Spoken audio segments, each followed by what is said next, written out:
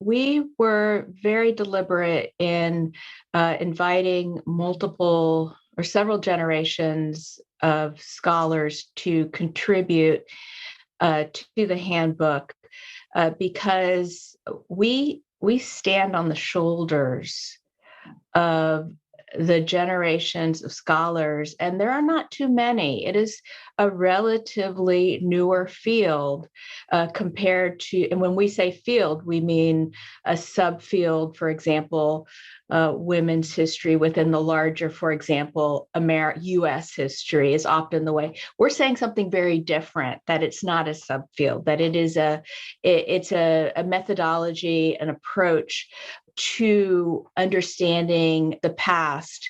And I wanted to kind of make that distinction since we're throwing these words around.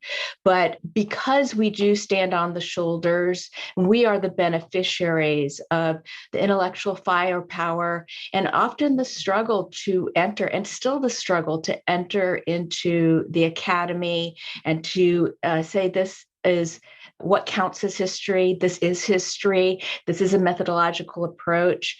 And so we wanted to showcase the diverse frameworks that multiple generations have brought.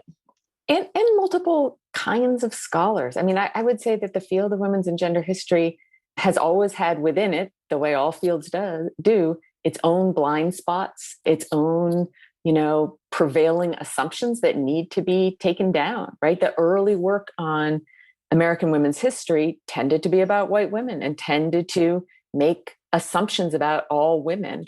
And so it was the vital contribution of scholars of color to push on this and say, this requires a broader analysis. This requires drawing insights from other fields, because you're presuming things about your own subject that you don't even see.